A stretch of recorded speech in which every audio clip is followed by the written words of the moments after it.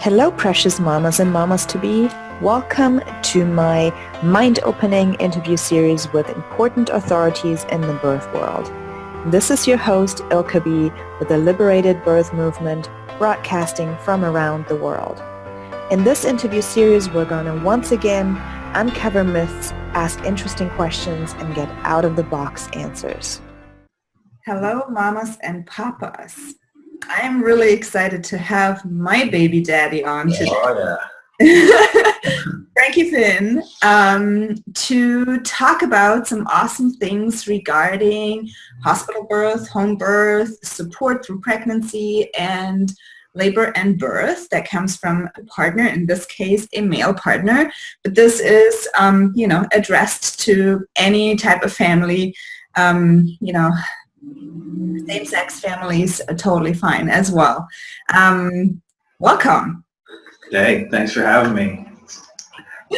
Okay, so I assume that you are, I know, but you are not a doula or birth worker or involved in any way in the birth world. So tell me what you're doing.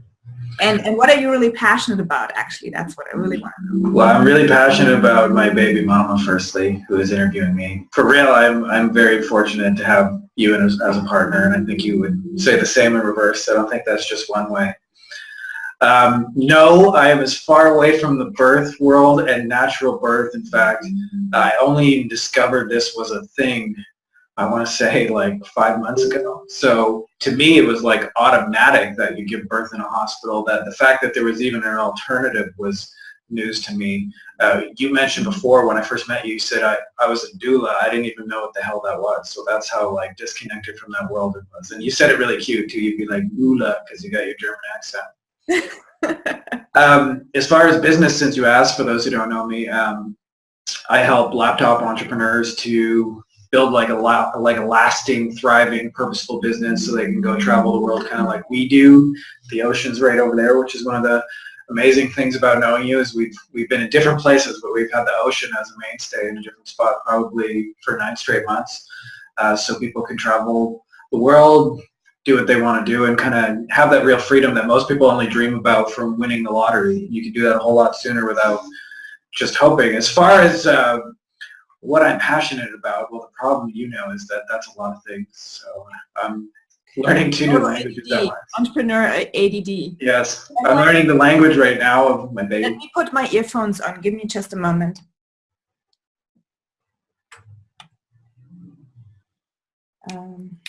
You're a little muffled, so it's easier, I think, to understand through the earphones.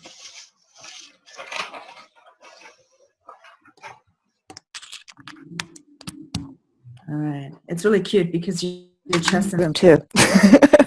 We had to figure out how to do this. All right. So, sorry. What are you passionate about? Well, there's a couple of different things. One of those, is I'm a little crazy with learning new things. So we're learning 2 new languages at once, which creates all kinds of weird challenges where you say half in one language, half in the other, and it only makes sense to you. German and Spanish, that is. Yes. As well as, doing a whole bunch of new business things, traveling the world, and learning about this whole birth world with you. So there's a whole lot of things I would say I'm pretty passionate about right now. Nice. Okay, so we have been spending 24/7 with each other since I got pregnant. And literally 24/7. And we're still not sick of each other, so what's up with that? Yeah. Anyway, I want to know, and go as deep as you want to go. Maybe, be careful with how personal you get, but how is giving the gory details. How is this whole experience for you as a male partner of a crazy pregnant chick like me? And how do you see your whole role in, supporting me throughout this experience? Well, it's definitely been interesting because I've seen your beautiful moments of triumph and feeling your best. And I've also seen you last night hiding a chocolate bar in the bathroom just in case you go to the bathroom and you need to urgently eat chocolate. And you were eating some dip last night straight with your finger. So the male perspective is pretty interesting.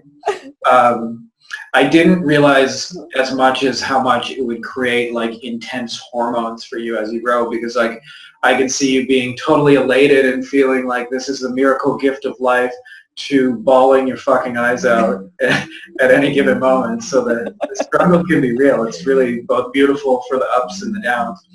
So how do you hold space for that? I mean, you've been literally, I could not imagine a better partner on my side, because you have that perfect balance of taking me serious and not taking me too serious, which I think is like an amazing thing. And it's like a very small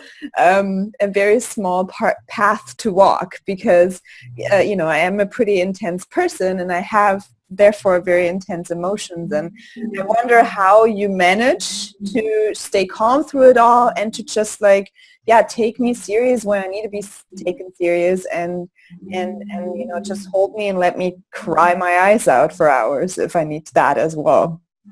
That happens pretty often, by the way. I'm just going to close the window because it's howling a little bit behind us. All right. That is the ocean. Yeah, how do I take you seriously and not take you seriously? That's a good question. I think part of it is we kind of made the decision, both as parents and in human beings in life, to kind of take back our own responsibility, which is really kind of like where this whole natural birth stuff comes from, because everybody wants to defer responsibility to doctors, to hospitals, to somebody other than themselves. And I think you and I live very intentionally. Like the other day, a friend posted that he had just become a new dad, and he wrote on a yellow legal pad, what kind of dad do I want to be? And I think that really helps not get so caught up in you being crying your eyes out, saying that you feel like a pimply walrus. That was the exact description for anybody wondering. The most beautiful pregnant woman in the world, she says, I look like a pregnant walrus.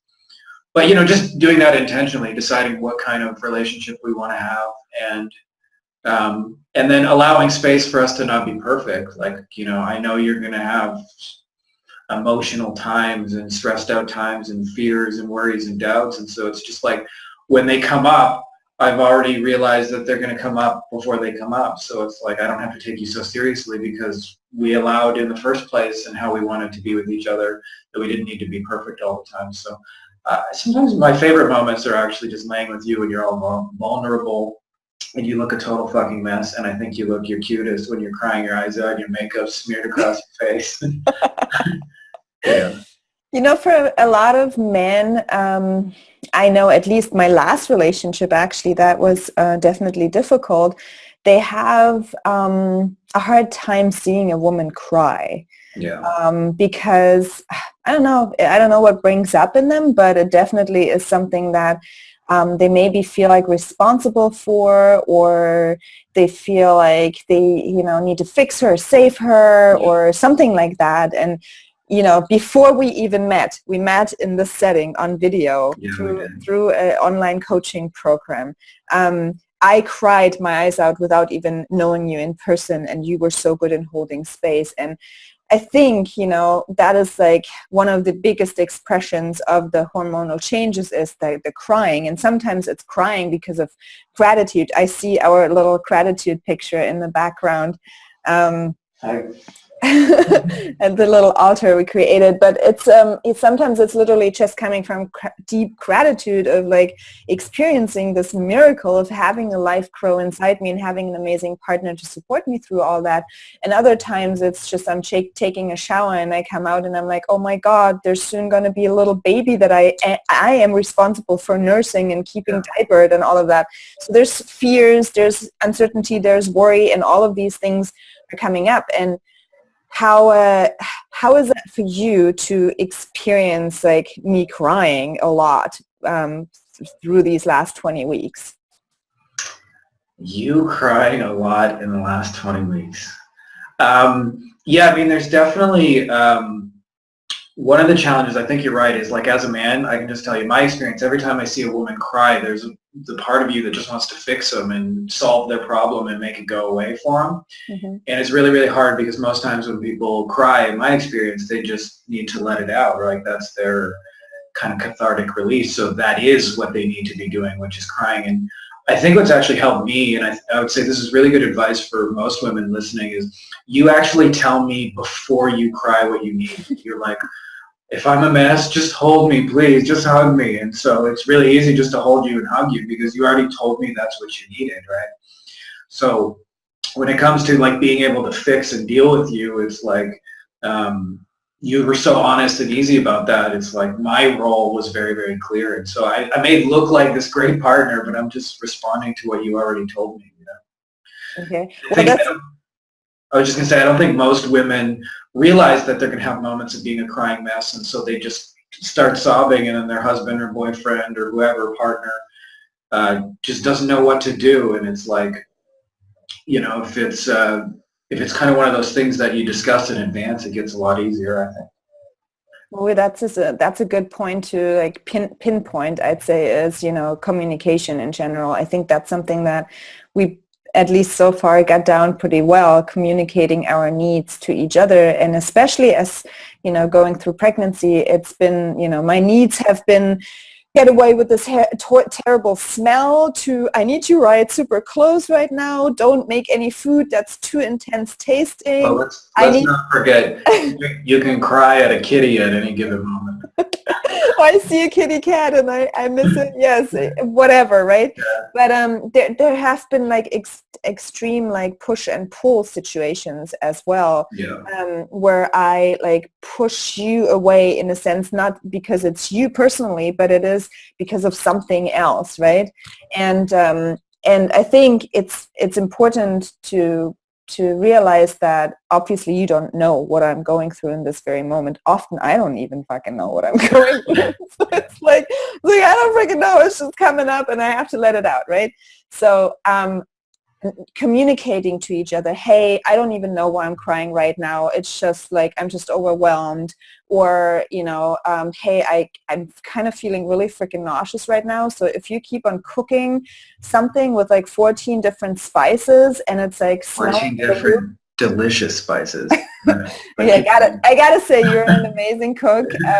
But at the beginning of pregnancy, the first like 2-3 months, it was literally like my taste buds couldn't take anything but like plain eggs or bread or something like super plain. So anyway, what I'm saying is communication is key to not have these misunderstandings or feeling like you need to save each other or getting all upset or taking it personal in a way, or making assumptions too. We just listened to this amazing audiobook the other day, and a guy in there talked about making assumptions and taking things personal. I think that's been something that you've been really amazing with, and like not taking it personal, because often it really isn't. So yeah, thank you for that. No problem. Okay, so before you became this daddy-to-be, how was your perception of birth? Like, what do you think, or what do you thought birth looked like, and how did you see your role in that? Well, you know, it's one of those things that I've never seen an up-close personal birth, even now. So it's going to be obviously a pretty interesting experience to go through. So, you know, like I feel like most people, where most of that has just been shaped by TV and movies, which basically involves a woman going to the hospital, hurry the fuck up, and, you know, screaming, oh my God, drive faster. And so it's very like chaotic and hectic. So when I imagined pregnancy in my mind, that's just kind of what it looked like. And it's funny because you had us watch a documentary, and I remember seeing a hospital birth, and there some of that was true, and there were some other things I learned that I didn't know, like they tell the women to shut up and be quiet when they're in the hospital. And then I saw a home birth, and it looked so much more chilled out and relaxed, and the lady had music on and incense, and she had friends around her, and the husband-to-be was rubbing her back, and just like looked very, very peaceful. And I didn't even know that was an experience that was possible, and B, that it could be, you know, that chilled out. So that was really, really interesting. That really, you know, kind of formed my perception of birth. Now, what was the second part of that question again? How did you see your role in? Oh, my role, yeah. Yes. I just figured I was the guy because, having been shaped by movies before, that I was basically the guy who was going to have to drive 100 to get to the hospital in like an urgency, because that's pretty much how it happens in every movie. So I just figured it would be at the worst possible time and I'd have to drive 100 miles an hour to get to the hospital, weaving in and out of traffic with 3 police officers tailing behind us. Sorry, officers. Now I see it as a very, very different kind of role. Where I feel like it's helped me to kind of step up as a caregiver. So I see more of like a role of just like being the person who's there for my family and giving them the best possible life and whatever they want and need in all the different areas of their life, whether that's, their health, their emotions, stuff they need. So, I feel like the role has shifted to become the best of whatever that is that I can be.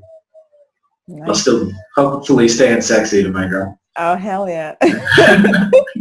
Okay, so can you point out what maybe was the biggest myth or misconception you had about birth, or maybe about birth in a hospital specifically, since that is the work that I'm trying to do, is to help educate more women and inspire more women, and through inspiring their partners as well, to birth at home instead of the hospital, and to get all the education and all the background data and all they need to know to make that decision.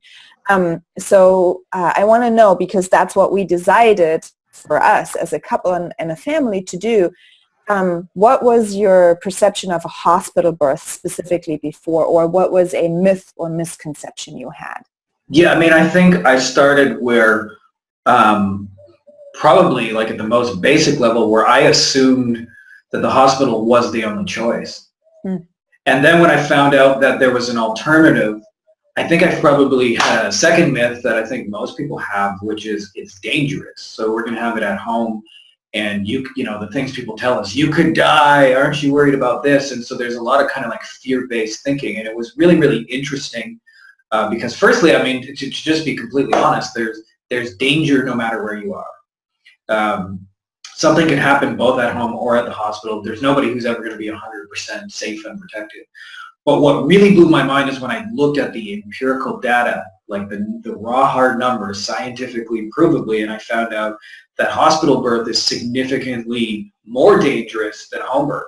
That it's actually the other way around from how most people think it is. The minute you go home, they start telling you all your friends and family, because they've never heard of it. It sounds risky, and it sounds crazy, and it sounds a little too hippie for them, and they feel the need to talk you out of it.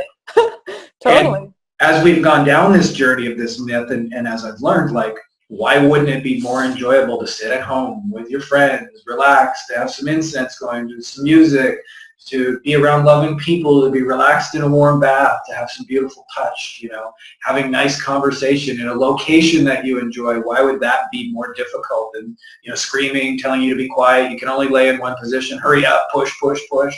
And so it just really made so much sense to me. And so okay, I got to chime in here for a second, because you painted this picture of like home birth is automatically this like, whoa, that's true. Easy.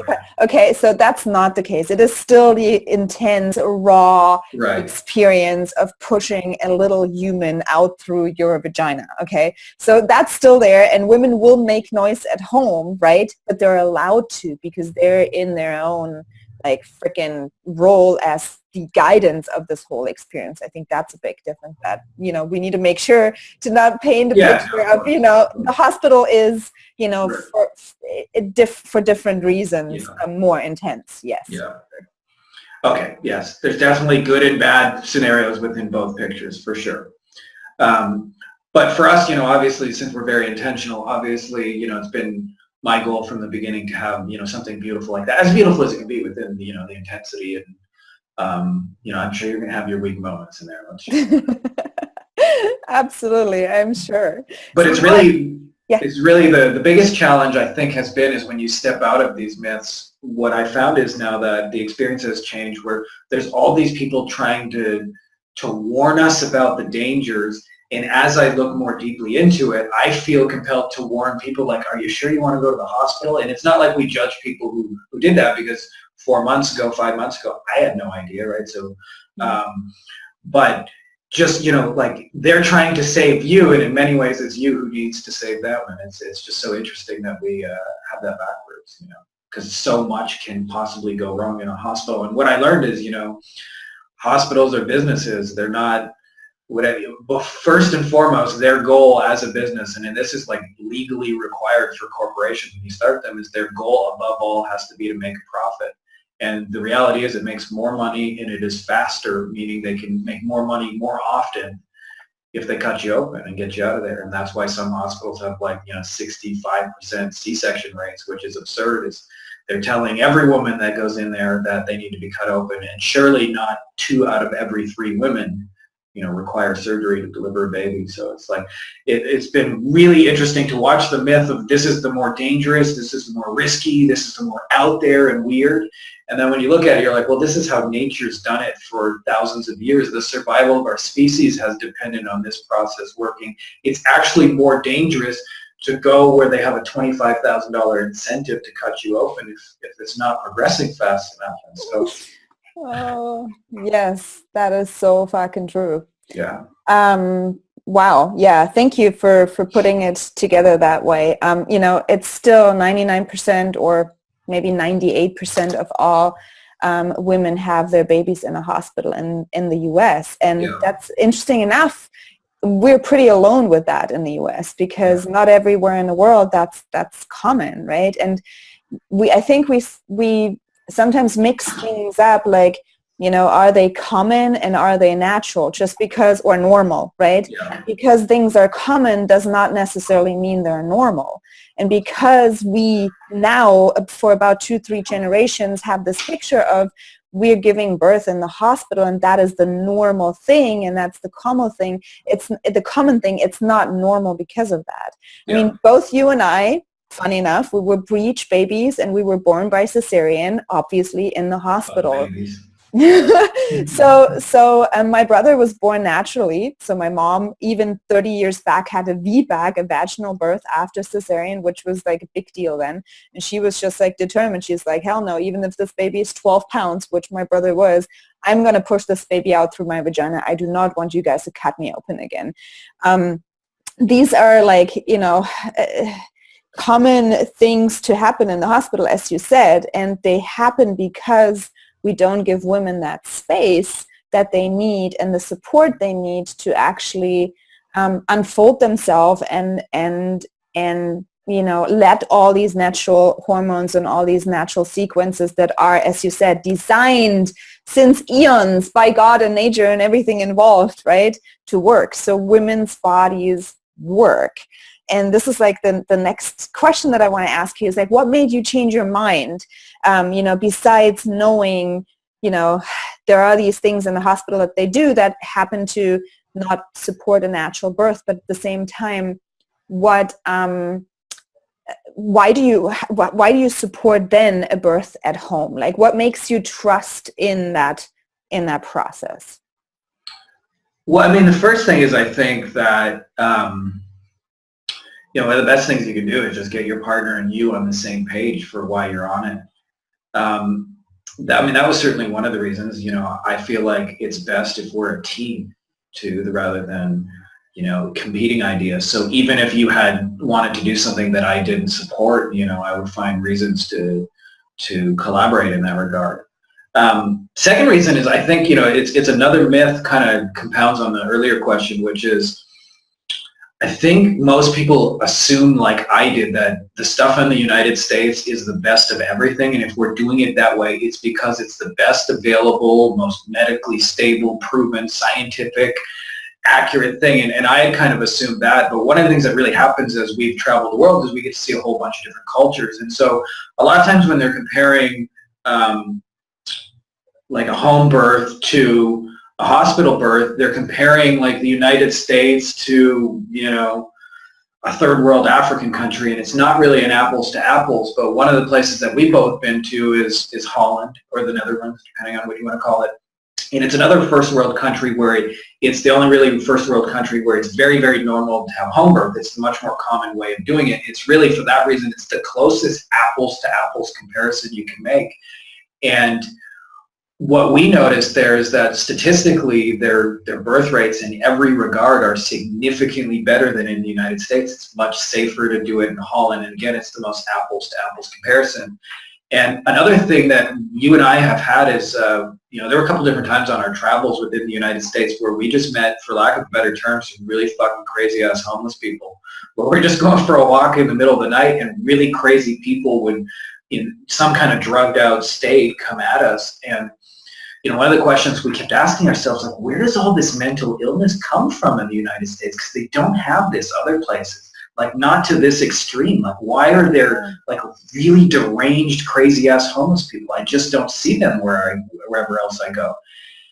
And what we started to realize is the more and more we looked at that question, that the best possible answer we could come up with is they literally are birthed into these worlds in a traumatic, unloving way. So both the births themselves involve machines and saws and cutting open, and it's like a war scene. And then on top of it, they're often brought into the world by parents who don't even want them in the first place. Right. And so I don't know why it is, but we see so much more of that in the United States. And, it led me, and you and I at least, to pinpoint at least that as the start of where things went wrong. And so I think it's one of those things that most people don't realize. It's an experience that can change the trajectory of both the parent and the child's lives forever. And so it makes a huge, huge difference the way you go about it. So I think, once I started to see that in other first world countries that they were doing it better than we were doing, we really had to look at why is that and how are they doing it. And as we've kind of gone deeper in that, like, I can't imagine now going back and wanting to go to the craziness of a hospital, knowing all the incentives now they have to cut you open to speed things along, and to kind of disregard you. And to, some of the people you've been interviewing that I've got to hear for the last few weeks as to how extreme that can actually go. And, once a woman's drugged out and she doesn't know any better, then they can kind of override any of her decisions and things like that. And ultimately, what really changed my mind is when I realized, seeing these women have these traumatic experiences, seeing that, they had this kind of no recourse for doing anything about it.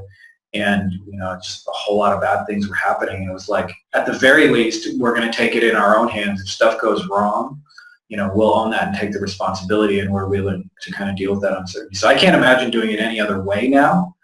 And I almost want to rescue friends when they tell me they're going to go to the hospital. But, again, it's not like we're judging everybody else who does. Like I said, I didn't know better. So, they just don't have the accurate facts and data in front of them. Totally. Yeah. And on top of that, I also have really personal experiences as a doula, being with hundreds of women in all kinds of different settings, right? From home birth to birthing center to certain levels of hospitals, all the way up to teaching hospitals where there's literally 10, 12 medical students coming in and out the room throughout a birth, right? So I've definitely seen in front of my own eyes, what can happen with women that had peaceful, amazing, beautiful labors at home, supported by their husbands and the mom or me as a doula or however, and doing such an amazing job. And then the moment they drive over to the hospital and they're putting the gown on and they're in the triage, all of a sudden, their entire strength and power that they felt before switched into being submissive women, and then often literally, the birth experience takes a dramatic change in direction, and it goes all of a sudden into being this controlled thing from the outside. So I think taking back responsibility, what you said, is a big point in this whole pregnancy and birthing process. And as you said, we were traveling since the beginning of my pregnancy, before even, around the world. So for me, it was really hard at the beginning to figure out, well, who's going to do my prenatal care, right? Usually what happens is you you miss a period, you do maybe a pregnancy test, oops, I'm pregnant, so I'm going to the doctor. And then that's the first thing. And then right a few weeks in, there is ultrasounds, and then there's a lot of genetic testing, and then there's ultrasounds every few weeks, and then there's a 20-week ultrasound, and all these things. And for me, that was from the beginning not an option, not because we were traveling, but also not because I didn't want to give away that power. And one thing that you did for me was really constantly throughout these last 20 weeks reassuring me in my own decisions and, decisions that we made together, but, not buying into the fear that was portrayed on the outside or that was put on us from certain sources, but rather like asking me, hey, what do you think about this? How do you feel about this? Do you really feel like we need to have an ultrasound? Like, what is it about the genetic testing? Would we actually abort if we would find out that something is wrong? Or do we need to know if it's a baby boy or a baby girl, right? All these questions that we took this as an opportunity to talk about it and to communicate and to also then take responsibility for it. And one big thing that you really supported me a lot in is to take really fucking good care of myself. And, that's like one thing that I have to say, like, that if I can give a tip to men out there, like, let your pregnant partner rest whenever she needs to rest, and she will feel guilty already because, we compare ourselves to other employees, colleagues, other people around us, and we're like, holy moly, like, I need to freaking sleep all day right now. What's going on? Being able to hold space for me and let me rest, cooking for me, making sure I have, like, all the good food that I need and nutrition and water and going on my walks and meditating and dealing with my fears that are coming up and connecting with my baby. Like, you were just so good in like allowing me to take responsibility for myself and to not outsource this to any other source, if that is a doula or a midwife or a doctor, right? It was like, we're created that little being and we're going to take care of that. And who could be taking better care of myself than myself, right? So I think responsibility in the whole process, that is a big thing. And also thank you for bringing up, we like to go deep and philosophical and far out there. So one thing, and I want to quote my dear friend Suzanne Arms, she's an author and a writer, and she says that, how can we not make the connection of the violence that is happening in our world and the violence that is happening at birth, right?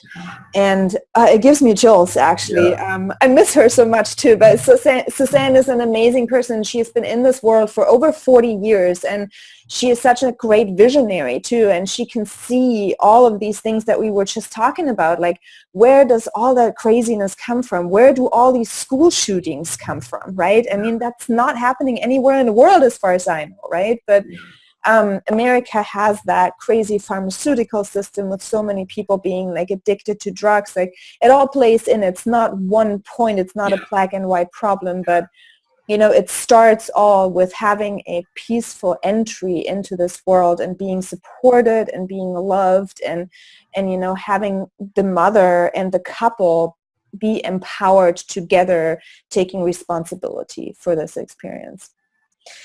Okay. Thank you so much for this. So now I want to know, we've planned this home birth. We don't know quite yet where we're going to have our baby, if it's going to be in Canada, where you're from, in Germany, here in Tenerife, or anywhere else in the world. Yes. But we also don't know quite yet if we will have a midwife, where we will have a midwife, or if it's going to be just you and I.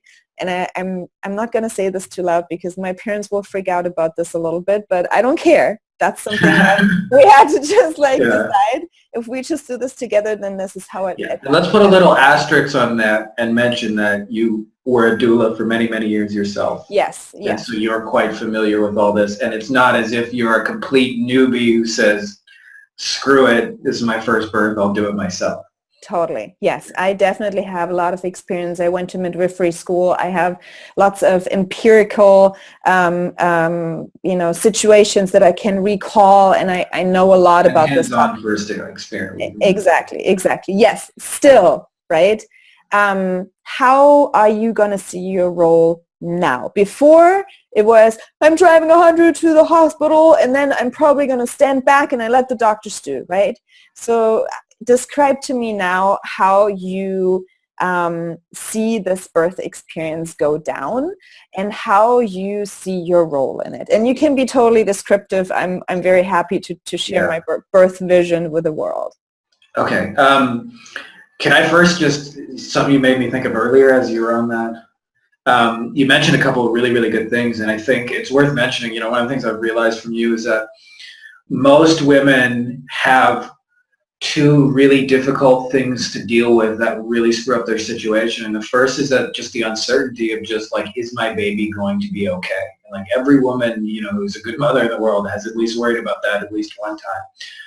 And what you really showed me is that the fear of that, though, causes people to do really bad things. That, like, what I learned is, you know, ultrasound is basically like a helicopter / train taking off next to the, you know, newborn baby's head who just got ears for the first time a couple of days ago, and you're putting that right next to them is a very, very difficult experience for them. So there's lots of little things that people do that are designed to alleviate that uncertainty that actually make things a whole lot worse. And so one of the things that I think is really, really hard that we made the decision to do is just to not know for like over 9 months, and to be okay with that, and to just really trust the process and to focus on what we can control, which is the only important thing anyway, which is our health, our state of mind.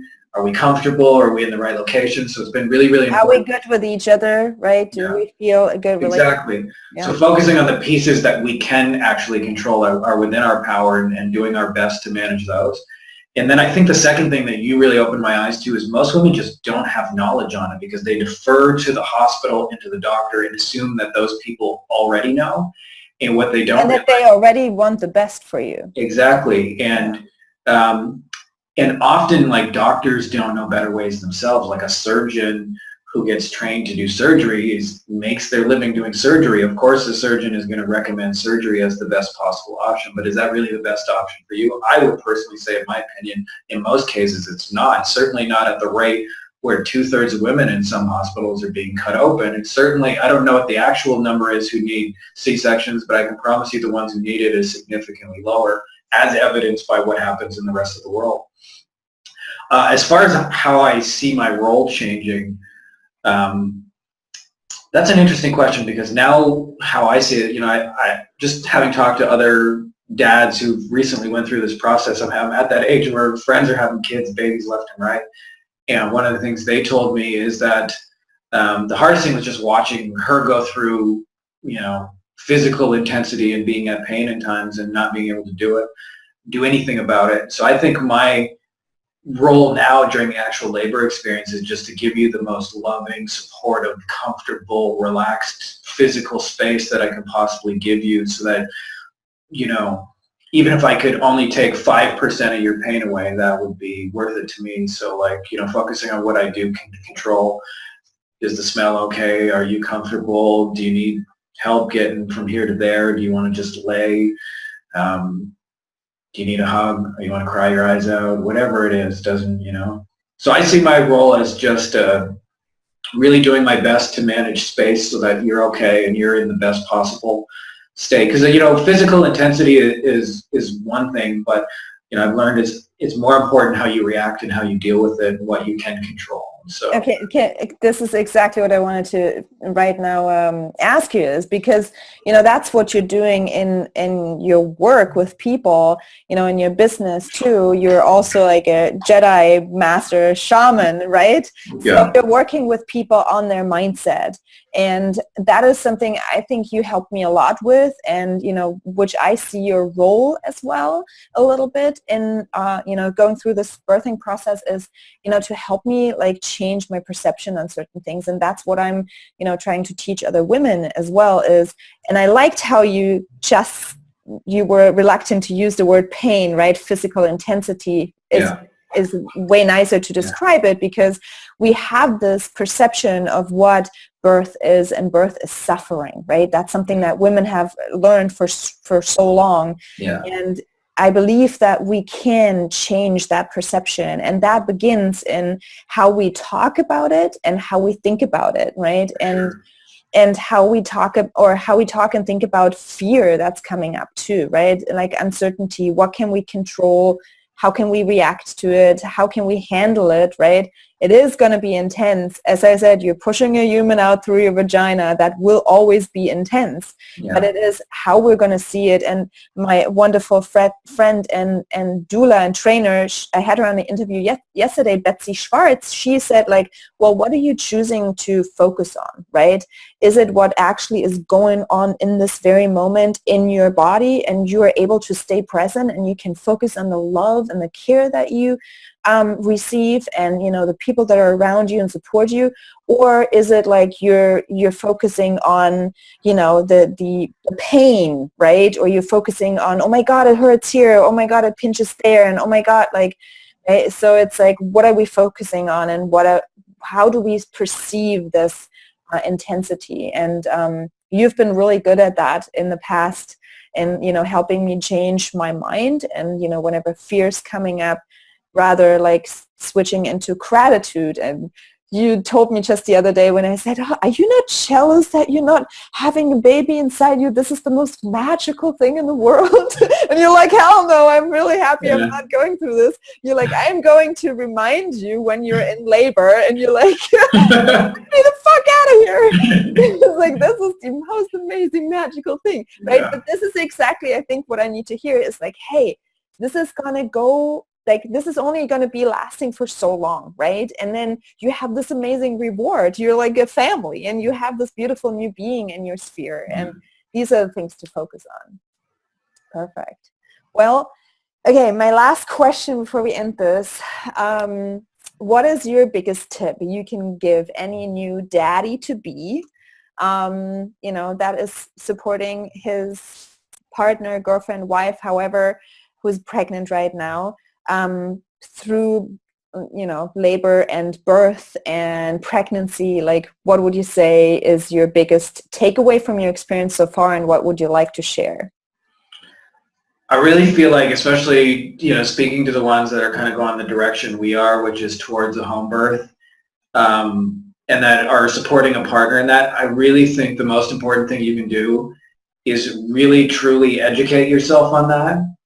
Because the biggest challenge you're going to face is from the people around you who you care about deeply, friends and family, who think they are helping you but are actually just deeply, deeply uninformed by a system that kind of wants them to be uninformed. Mm-hmm.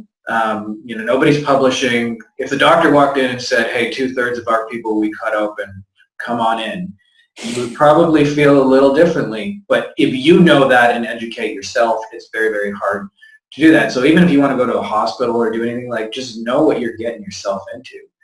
And I think for that reason, it really prepares you to deal with people who lovingly think, that they're helping you, but are actually really causing unnecessary fear and doubt in your own experience that you know what you're doing, and that it's dangerous and you should be worried about it, and all these things that, frankly, birth is, a little bit dangerous no matter what, right? So, like, even at a hospital, stuff can go wrong. So, funny enough, it goes more than we think. Yeah, exactly. In America, statistically more likely to go wrong. Exactly.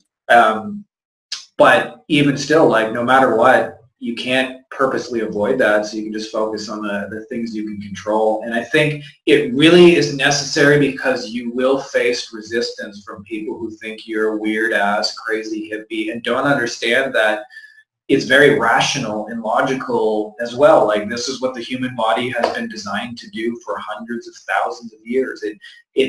When people had children 2,000 years ago, they didn't go, hold on, let me drive to the hospital so I can do this. Now, a lot of people still think,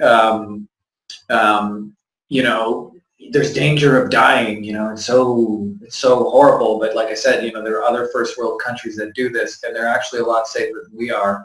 And as best I can tell, the U.S. actually has the highest maternal death rate in all developed countries. Yeah, in all the developed countries. And you would think, just based on how it's presented, that the opposite is true, that we have the best of everything, that we know what's going on, and we're using the best stuff. I'm going to just fix my camera there. Oh, a little cover. Whoops, let's try that again. But yeah, I mean, it's really, understand that you're actually choosing the safest, best, most loving path for people, but you're going to, for your child rather, but you're going to face a lot of resistance. And it just really helps to be able to deal with that, because I think that's where we needed the biggest support. Like, yes, I can support you with making you fresh juice in the morning so you have lots of green stuff, lots of kale. Fire in. The beautiful thing about living in Europe is they give away the kale. It's like 50 cents a month, so we're juicing it every day. But I can do stuff like that for you, and I can help you be healthy and comfortable, and I can give you space to go for a nap. But I really think the hardest thing that most people face is just the judgment from everybody else who just doesn't know any better. And those are usually people that love and support them the rest of the time. So, it means a little more when your mom doesn't understand what you're doing than just any random person on the internet, for example. And so I think you just have to really be prepared for all that. And I think, we've been really good just where we thank people for their opinions, but just let them know we're doing our own thing. And, being okay with them seeing us as these weird-ass hippies. And not realizing that, we care so much for our child that we want to give them the best possible chance and the best life possible. And we're focusing on all the things that we can do about that instead of just deferring it all to a doctor and ultrasounds. And then, you really showed me that most of the things women are afraid of actually get worse if they're afraid. So like most women are afraid of tearing. They go to the hospital, they get a shot of Pitocin and an epidural, and they can no longer feel and it's moving faster. They're actually much, much more likely to tear at a hospital, and that's the very thing they're afraid of, is like their fear pushes them into it. So not just the birth experience itself gets better, but like the rates of tearing, the rates of stuff going wrong with the child, all the things you're like most worried about actually get better if you can deal with 9 months of uncertainty. And the best way to deal with that is education and just knowing your body. And, the other part of education that really showed me is like, one of the things that frequently happens in hospitals that I didn't realize before I met you is they tell you it's not going as planned and the baby's heart rate is dropping and they need to do a C-section right now. And most people don't realize the doctor has a $25,000 incentive for doing that. And, you can serve more people doing it, more kind of like fast food style. So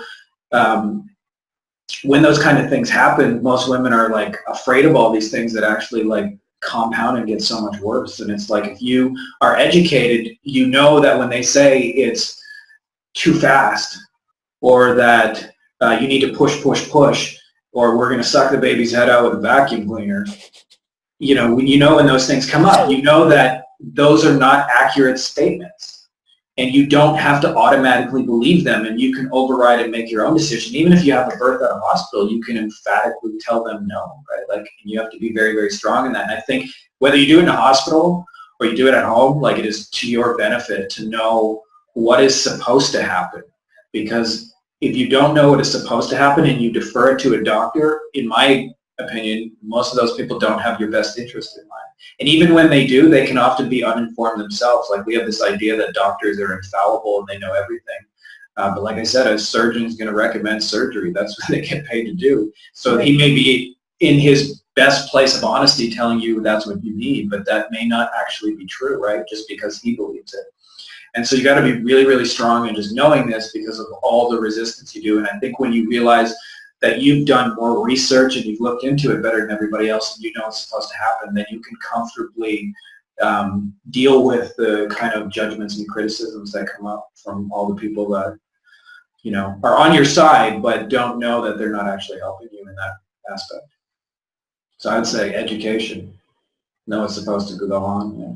Education and trust instead of fear. Yeah. Yes, definitely. I think this is a wonderful statement to end this wonderful interview with you. Thank you so much for giving moms and dads a different perspective and maybe helping them maybe helping them make a different decision, or at least look deeper into that topic and educate themselves, as you said. And there are many ways how to do that, and one of them is to work with me. But there is definitely the need for knowledge and the need for just an innate trust of your own female wisdom. And when you then have a partner on your side that is as well educated and can understand you and support you in your decision, then you feel very strong to make this decision together, and you're not easily be swayed off by anyone around it, and you're not easily buying into, you know, options or suggestions from, you know, your medical provider. And that might even also be a midwife at home, right? So I'm not saying midwives are unfailable. It is definitely, in my opinion, a way better option to work with midwives, since they work with the midwifery model of care, where the underlying foundation of it all is this is a natural, normal process, and it's not how assumed in the hospital by the doctor. It is a purely physical and medical, needs to be managed event in a woman's life. But in general, yes, knowing what you know and knowing your own body and paying attention throughout your pregnancy to your body and what is it going through and how do you think about it? What is your perception of certain things? Like, is my fear actually truly a fear, or is my fear actually an intuition that I need to listen to, right? All these little nuances that, you know, are going on. Like, I'm going through a total metaphysical transformation, right? Not just physically, I'm getting walrusy every day more, but I'm also, like, you know, preparing myself to be responsible for another human being for the rest of my life and being that in the best possible way. So we're both going through this transformation of becoming parents, and that means to take responsibility and to know yourself best. So thank you for summarizing this all up, and I hope we inspired more women and more couples to birth outside the hospital, to liberate themselves from the fears of birthing at home, and to educate themselves whatever direction they choose. And Frank the Tank, Win with Finn, thank you for being my partner through this journey. I love you deeply, and I'm so hella excited to have this baby with you. I'm going to remind you of what you just said when you're in labor. All right. Thank you so much. Wow, you summarized this really well. I'm really proud of you. You apparently learned a lot in the last few months. That makes me really confident to have you by my side.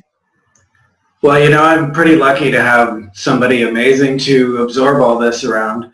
And actually, that's one of the things that I wanted to kind of add on, that I think one of the best things somebody could do listening to this is not only get an education, but there's just so many traps and pitfalls and things that can go wrong, and that you've shown me, like, that I really think is really, really important that somebody finds the right source to learn from, whether that's a book or a really good midwife or a doula, and if they're fortunate and blessed enough to be able to work with the amazing Ilka Bee, and the way you help women through, you know, all their fears of tearing and something going wrong, and focusing on all the things they can control so that they can get the highest possible chance of the best outcome. I think there's something amazing that happens, because birth is one of those things that can change your trajectory of your child's life for, well, literally their whole life. So what you're doing is really amazing God's work, and obviously it's been a little bit of a shameless plug, but, you know, if somebody's out there fortunate enough to be able to work with you, I would obviously highly encourage that they take you up on that offer, because it is really amazing, life-changing work that you're doing. So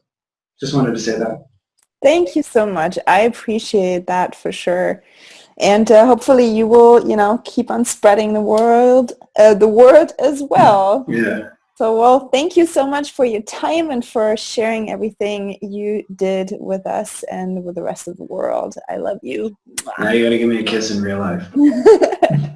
Will do. All right. Bye. Thank you, ladies, for joining us to this great interview. If you enjoyed this, please follow the Liberated Birth Movement on Facebook or subscribe to our channel. If you have more questions how to apply these ideas to your pregnancy and birth, schedule a call and we'll get you clear on what you want and how to get it. meetme.so/liberatedbirth. meetme.so/liberatedbirth. Always remember, birth belongs to women.